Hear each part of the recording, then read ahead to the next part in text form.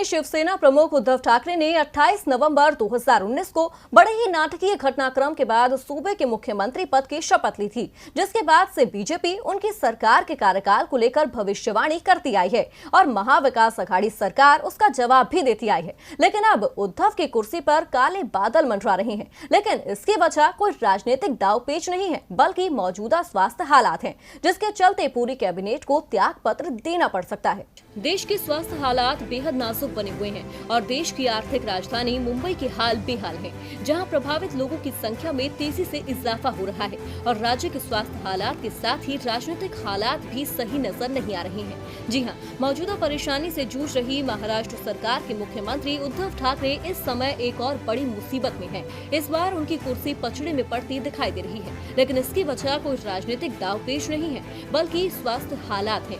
दरअसल संवैधानिक नियम के अनुसार मुख्यमंत्री या मंत्री को राज्य की विधानसभा का सदस्य होना जरूरी है। जिन राज्यों में विधान परिषद है, उन राज्यों में विधान परिषद का सदस्य भी सीएम और मंत्री बन सकते हैं। अगर कोई सदस्य इन दोनों सदनों में से किसी एक की भी सदस्यता के बगैर मंत्रिमंडल में शामिल होता है, फिर चाहे वो मुख्यमंत्री ही क्यों न हो, उसे 6 महीने के अंदर दोनों में से किसी एक सदन की सदस्यता लेनी जरूरी होती है। मुख्यमंत्री उद्धव ठाकरे ने 28 नवम्बर 2019 को एक बड़े ही नाटकीय घटनाक्रम के बाद मुख्यमंत्री पद की शपथ ली थी। इस हिसाब से 28 मई को उनके 6 महीने पूरे हो जाएंगे।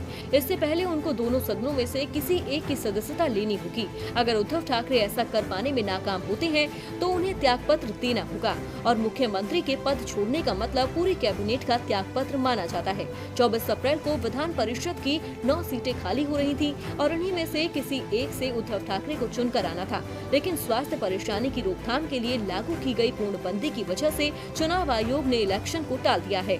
विधान परिषद में राज्यपाल के कोटे से 2 सीटें खाली हैं, इन पर उद्धव ठाकरे का नाम भेजा गया है, लेकिन अब ये राज्यपाल पर निर्भर करता है कि वो इस पर मंजूरी देते हैं या नहीं। ऐसे में एक रास्ता ये भी है कि उद्धव ठाकरे त्यागपत्र दें और दोबारा शपथ लें, जिससे फिर उन्हें 6 महीने तक सरकार चलाने का समय मिल जाएगा।